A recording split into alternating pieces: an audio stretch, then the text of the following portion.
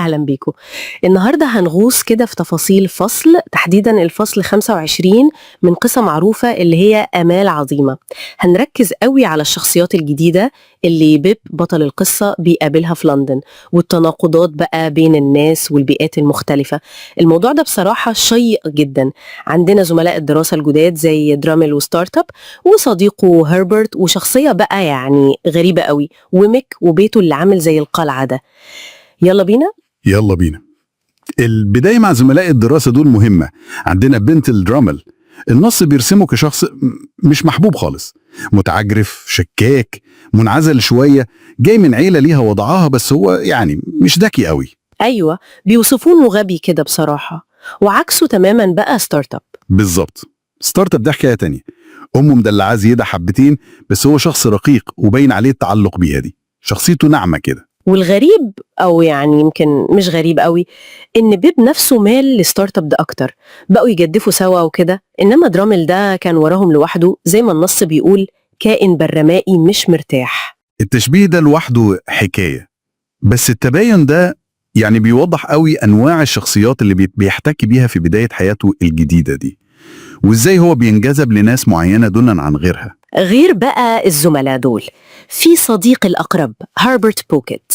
العلاقة هنا مختلفة تماما، أعمق بكتير. أكيد بيشاركوا بعض في حاجات كتير، السكن، المركب، وحتى المشاوير اليومية دي بين هامرسميث ولندن، دي بتقوي الصداقة أوي. وهربرت ده بيمثل ثبات كده وسط ناس تانية، زي قرايب مستر بوكيت كاميلا وجورديانا، اللي الأول كانوا بيكرهوا بيب، ودلوقتي أول ما بقى معاه فلوس بقوا يتملقوه. تمام. وجود هربرت ده مهم جدا لبيب. هو مش بس صديق، لا، ده زي بوصلة أخلاقية ليه وسط الناس دي كلها، اللي ممكن تكون سطحية أو ليها أغراض تانية. بيب نفسه كمان يعني بنشوفه بيتأثر بالوضع الجديد، بدأ يصرف كتير ويتعود على حياة الرفاهية دي، بس في نفس الوقت جواه صراع. نقطة الصراع دي أساسية. الإحساس بالنقص اللي كان عنده من زمان لسه موجود. صحيح. وده اللي يخليه على الرغم من المصاريف والإغراءات مصمم يكمل تعليمه، وبمساعدة مستر بوكيت وهربرت طبعا. هو ده الوقود بتاعه. مش بيتعلم بس عشان يبقى جنتلمان، هو بيتعلم عشان يسد الفجوة دي اللي حاسس بيها بين أصله المتواضع والعالم الجديد ده. ونيجي بقى للشخصية الأكثر إثارة للجدل يمكن، وميك. لما بيب بيزوره في مكتب المحامي جاجرز حاجة، ولما بيزوره في بيته شخص تاني خالص. إيه ده؟ وميك دي حالة خاصة جدا فعلا. في المكتب هو الموظف الجاف العملي جدا، اللي بيتعامل مع كل حاجة كأنها ممتلكات منقولة. حتى حكاية الفرخة اللي جابها من موكل دي طريقة كلامه عنها غريبة. أيوة، كأنها صفقة يعني. وبيحكي عن رئيسه جاجرز كمان بطريقة يعني مرعبة شوية. جاجرز ده بقى حكاية لوحده. وميك بيقول إن بيته دايما مفتوح بالليل، وبيقول للحرامية تعالوا سرقوني لو تقدروا. ودي غريبة جدا، ليه ما حدش بيحاول؟ ده بيقولوا ساعته دهب وتقيلة وكلهم عارفينها. مش عشان ما فيش حاجة تتسرق، لا، عشان خايفين منه هو شخصيا، من قوته، من سطوته، من قدرته إنه يوصل لهم وينتقم منهم. دي مش تهور منه، دي استراتيجية مدروسة لفرض الهيبة. زي ما ويميك بيقول، ده عمق مدروس. طيب والبيت بتاع ويميك نفسه، القلعة اللي في ويلورث دي، كوخ صغير عامله شبه الحصن بالظبط، بجسر متحرك، يعني هو لوح خشب فوق حفرة صغيرة، ومدفع بيضرب الساعة 9 بالليل، وحديقة فيها خنازير وفراخ وأرانب وخيار بيزرعوا بنفسه، وبيقول بفخر أنا المهندس والنجار والسباك والبستاني بتاعي. طب ده جنان ولا ليه معنى؟ يعني ليه عامل كل ده؟ لا، مش جنان خالص، دي مساحته الخاصة، عالمه الموازي. القلعة دي هي المكان اللي ويميك بيقدر يكون فيه هو نفسه، بعيد تماما عن قسوة وجفاف شغله في مكتب جاجرز. التفاصيل دي كلها، المدفع، الحديقة، العلم اللي بيرفعه يوم الأحد، بتعكس رغبته في السيطرة على عالمه الصغير ده، وخلق مساحة مبهجة ومنظمة، يمكن كرد فعل على الفوضى والقسوة اللي بيشوفها في شغله. حنونة ومرحة بشكل مش طبيعي. بالظبط. هنا بنشوف جانب إنساني دافي جدا في ويميك، ما كانش ظاهر خالص في المكتب. العلاقة دي جميلة قوي بصراحة. حتى طلبوا من بيب إنه يهز راسه للوالد عشان ده بيفرحه، تفصيلة صغيرة بس معبرة جدا. وعنده كمان مجموعة تحف غريبة كده، معظمها حاجات ليها علاقة بمجرمين وقضايا، قلم حصل بيه تزوير، شعر متهمين، اعترافات مكتوبة بيقول عليها كلها كذب. وجود التحف دي في البيت في القلعة بيديها معنى تاني، كأنها تذكارات من العالم الخارجي القاسي ده، بس هو قدر يروضها ويحطها في إطار آمن ومسيطر عليه جوه مملكته الخاصة.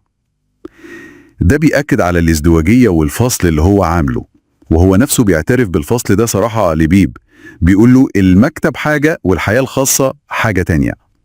لما بروح المكتب بسيب القلعة ورايا، ولما باجي القلعة بسيب المكتب ورايا. وفعلا تاني يوم الصبح وهم راجعين للشغل شخصية ويمك بتتغير تماما، بيرجع تاني جاف وعملي، كأن قلعته ووالده وكل حاجة فيه والوينورث اتبخرت. تحول صارخ جدا وستارت اب بين حياة بيب القديمة والجديدة. الصراع اللي جواه، وطبعا الانفصام الرهيب ده في شخصية ويمك بين المكتب والقلعة. تمام. وده بيخلينا نفكر كده، لحد فين البيئة اللي حوالينا بتشكلنا؟ وهل كل واحد فينا فعلا بيخلق مساحات خاصة زي قلعة ويمك دي، سواء مكان حقيقي أو حتى حالة ذهنية بنهرب ليها عشان نعبر عن جوانب تانية من شخصيتنا مش لاقية مكان في حياتنا العادية؟ سؤال مهم فعلا. وهل الفصل ده بين العوالم دي بيكون صحي دايما، ولا ممكن يكون ليه تبعات تانية؟ نقطة تستحق إن الواحد يفكر فيها. Ever get the feeling that people are, walking puzzles? That their inner worlds are way more intricate, maybe surprising, than they look on the outside? Most definitely. Well, today we're diving headfirst into exactly that kind of fascinating territory. We're using some excerpts from A Walworth Castle and its keeper as our guide. Exactly. What we've got here is a collection of really vivid snapshots. It's almost like peering through a window into the lives of these characters. Right. And our goal isn't just to describe them, but to really dig into the dynamics, the contrasting personalities around the narrator, and especially this revealing look at the unexpected private life of one particular guy. Yeah. We really want to understand what all this tells us about the social landscape back then and just the wonderfully peculiar nature of people. Okay, so let's start with someone who seems to cast a bit of a shadow. Bentley Drummle. The text paints him as, kind of a gloomy figure. Yeah, sulky is the word used, isn't it? Sulky, heavy. Everything about him seems heavy. His build, the way he moves, even how slowly he seems to get things. And that sluggish complexion and large, awkward tongue. It just creates this picture of someone really uncomfortable. It really does. And what's interesting, I think, is his background. Rich parents, but even they apparently saw him as a blockhead. Right. It kind of makes you think, doesn't it, that wealth doesn't automatically mean, positive personal qualities. Maybe being indulged despite not being sharp actually held him back. Perhaps that sulkiness is just deep insecurity. That's a really good point. And physically, he's described as taller and thicker than Mr. Pocket. Sort of imposing, but in a clumsy way, not an impressive one. Yes. And then there's that odd habit when they're boating. Oh yeah, tell us about that. Well, while the others are out in the middle of the stream having fun, Drummle's always trailing behind, alone, really close to the shore, sometimes even fighting the tide. It's such a striking image of isolation, isn't it? Absolutely. It's like his physical place in the boat mirrors his psychological state. He's on the fringes, maybe even resisting the social flow. Prefers the shadows, the edges, while everyone else is moving freely. It ties right into him being described as reserved and suspicious, how physical space often reflects how included or excluded someone feels. Okay, now let's flip to someone who seems quite different, at least initially. Startop. He was quite spoiled, wasn't he? His mother kept him from school. Very protective mother, yes. You'd think maybe that wouldn't be great for becoming independent. You would, but the description is mostly positive. He's devotedly attached to his mother, really admired her. And interestingly, he even looked like her a bit, that woman's delicacy of feature. Right, suggesting maybe a gentler side, a more refined sort of sensibility because of how he was raised. It does. And it really seems to explain why the narrator felt an immediate connection with him when they were boating. They just sort of clicked, started talking easily. Such a contrast to Drummle off on his own. Exactly. It shows how just doing something together, like rowing, can quickly show who you click with and, highlight the different ways people connect or don't connect. And of course, there's Herbert. Clearly a huge figure for the narrator. his intimate companion and friend. That shared boat becomes a real symbol of their bond, makes it easy for Herbert to visit. And then living together in London, that just cemented the friendship further. Their relationship seems built on shared stuff, mutual support. The text mentions them walking between Hammersmith and London all the time, and the narrator remembers that road so fondly, full of untried youth and hope. Yeah. It really highlights how important and formative that friendship was for him back then. Now let's move to some less harmonious relationships. Mr. Pocket's sister and cousin Camilla and Georgiana. Wow, what a pair. Yeah. Memorable is one word for them.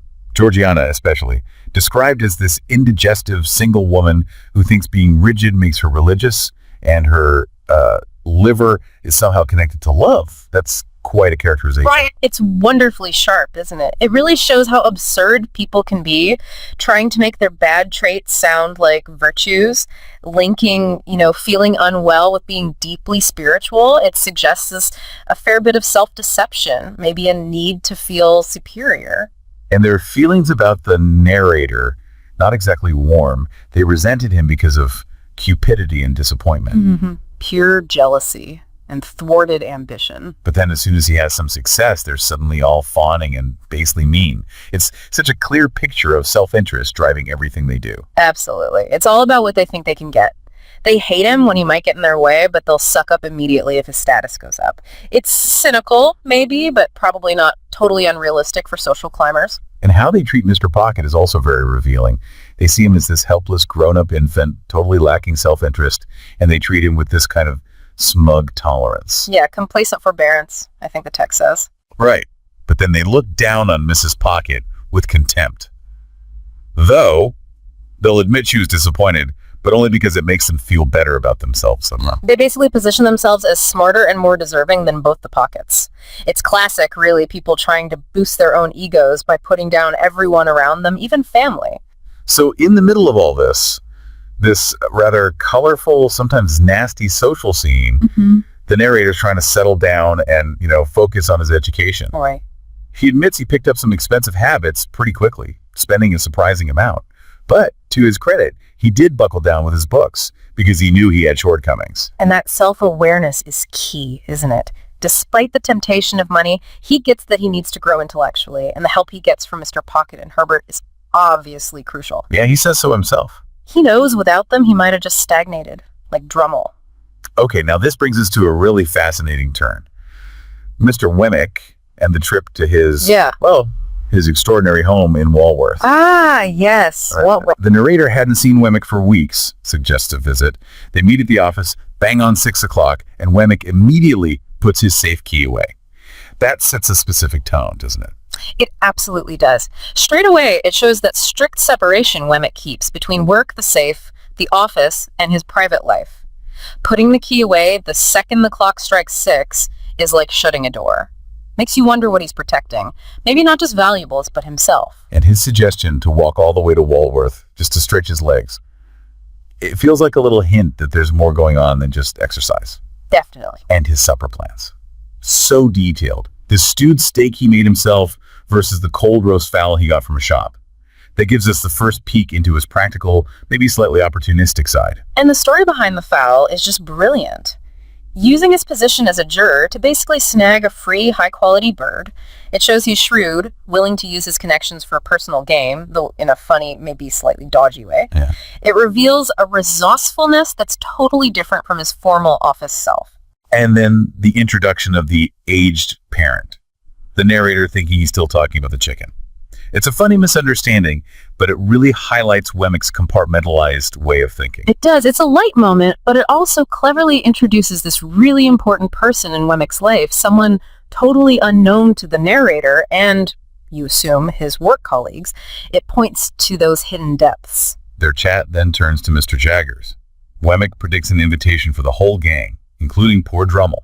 Right, Jaggers' hospitality, not much variety, but always top quality. And then we hear that rum thing about Jaggers' house. He never locks his doors or windows, ever. It's such a deliberate display of confidence, almost daring someone to try robbing him. Wemmick says Jaggers actually wants to see who'd be foolish enough, and apparently the local criminals are genuinely too scared to try. But Wemmick, always practical, offers a more down-to-earth reason. No silver, just Britannia metal spoons. So Jaggers looks fearless, but he's also minimizing the risk. Exactly. It's clever. Look unafraid, but also remove the incentive. But Wemmick adds, even without silver, robbers know Jaggers would have their lives if they tried anything. So the fear is real. And Wemmick makes that sort of poetic comment about the lack of silver, showing Jaggers' natural depth, like a river. Yeah, which is immediately contrasted with Jaggers' very real, very valuable gold watch and massive chain. Everyone knows about it, hundreds of thieves, but nobody would dare touch it. Another interesting contradiction, right? It is. It suggests Jaggers' defiance is maybe more selective, more calculated. He skips the easy-to-steal stuff like spoons, but flaunts a valuable personal item, crusting his reputation, the fear he inspires, to protect that. It's a fascinating look at how power works. So as they keep walking, they finally get to Walworth. At first, it sounds pretty dull back lanes, ditches, but then they reach Wemmick's house, and it's anything but dull. Oh, it's wonderful, isn't it? A small wooden cottage, but the roof looks like a battery, complete with little cannons, all Wemmick's own work. It's such a surprise. Whimsical, almost like a kid's drawing, but it also hints at this deep need for security, for self-sufficiency. The queer Gothic windows, mostly sham, and the tiny door just add to the playful oddness. Yes. It's like he built his inner world on the outside. And it just keeps getting better. A real flagstaff, and he raises a flag every Sunday. A drawbridge, just a plank, really, but he proudly lifts it to cut off communication. He does. And the 9 o'clock gun, the Stinger, in its own little lattice fortress. It's like his own tiny, eccentric kingdom. It's a complete world away from Jaggers' formal office, or even the other places we've seen. Walworth Castle is clearly Wemmick's sanctuary. It's where he lets out his imaginative side, his sentimental side, maybe even a slightly rebellious side. And it's practical, too. A pig, chickens, rabbits for food, his own cucumbers growing. Right, self-sufficient. And that charming bower with punch cooling and a little ornamental lake that even has an island and its own fountain. Powered by a little mill and pipe. It's amazing. It really shows Wemmick's cleverness, his drive to create this cozy, self-contained world for himself and the aged. And he's so proud of it, calling himself my own engineer and my own carpenter, my own jack of all trades. You can tell it genuinely pleases him and his father. And then finally, we meet the aged parent. Very old, very deaf, but seems cheerful, clean, comfortable, really well looked after. Mm-hmm. And Wemmick's way with him is so warm, so touching. Especially the nodding, to make up for the deafness. Their relationship is clearly so important to Wemmick. You see a tenderness there, the aged's simple pride in his son's fine place and suggesting the nation should preserve it. It's sweet. And Wemmick gently teasing him shows a really comfortable, loving connection. And just before they leave the aged with his chickens, Wemmick makes a really big point. Jaggers has never seen Walworth, never even heard about it, or the aged parent. Crucial point. He stresses this total split between office and home, and asks the narrator to keep it that way too. Yeah. That feels like a major insight into Wemmick. It absolutely is. It just hammers home the stark duality of Wemmick's life. He's got this carefully built professional persona, practical, detached, almost cynical, and then this completely different private one, full of sentiment and quirky charm, and he actively, deliberately keeps them miles apart. So the evening goes on, more punch, more chat, all leading up to the big moment, firing the 9 o'clock gun. The anticipation. The aged heating the poker, Wemmick checking his watch, taking the red-hot poker out to the battery, then the loud bang of the Stinger shaking the cottage. And the aged's cry, he's fired, I heard him. Just pure joy. It's beautiful, isn't it? Like a little nightly ritual that brings them both so much pleasure. And the narrator joining in with the vigorous nodding, showing he gets it now, he appreciates this hidden world. Yeah, he's being drawn into the warmth of it. Then Wemmick shows off his curiosities. Yeah. What a strange mix. Mostly crime-related stuff, a pen used for forgery, razors, locks of hair, confessions he thinks are lies. Right, all mixed in with china, glass, his own little knickknacks, and the aged's tobacco stoppers. It's such an odd collection. It really reflects how his work life, dealing with criminals, kind of bleeds into his personal space, but in this very unique, curated way. It's like a physical map of his divided life, isn't it? Yeah. Reminders of his job sitting right next to things that represent his home, his hobbies, his dad. A visual metaphor for the compartments in his head. And the image of the neat little girl who looks after the aged, leaving quietly over the lower drawbridge after setting the table. And then the supper itself, which sounds excellent, even with the slight dry rot taste of the castle and the pig nearby. It all adds up to this wonderfully unique picture of home life. Yeah, even the little flaws like the odd taste or the thin bedroom ceiling under the flagstaff, they don't really take away from the warmth and charm. It just shows Wemmick's character, the welcoming place he's built. So the next morning, Wemmick's up early, gardening, pretending the aged's helping out. Breakfast is as good as supper. But then the walk back to Little Britain, the change in Wemmick is amazing. It really is striking. He gets drier and harder, his mouth tightens up. By the time they reach the office and he gets his key back, it's like Walworth's never happened. He's completely detached. Like flipping a switch. It perfectly shows how deliberate that compartmentalization is. He just sheds the Walworth personality as he steps back into work mode, becoming the pragmatic clerk again. You have to wonder about the energy that takes, maintaining two such different selves. So wrapping up this deep dive into a Walworth castle and its keeper, we're left with this really vivid picture of contrasts, aren't we? Absolutely. Contrasting worlds, contrasting personalities. You got the tough realities of legal London right up against the whimsical home life in Walworth. You see the guarded Mr. Jaggers versus the surprisingly sentimental Wemmick. And all those different characters swirling around the narrator, often acting out of self-interest as he tries to figure out his place in this shifting social world. But what's truly fascinating, I think, is how Wemmick's private life just completely turns our first impression of him upside down. Exactly. Based on his job, you'd never guess at the depth of feeling, the tenderness he keeps hidden away in Walworth, completely separate from Jagger's office. So it really leaves you thinking, doesn't it?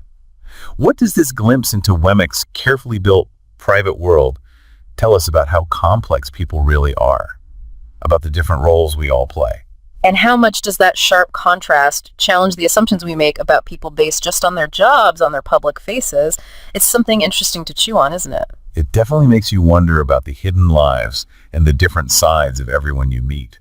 If this exploration has got you curious about these characters and their worlds, we really do encourage you to dive into the original source material yourself. There are bound to be even more layers to uncover.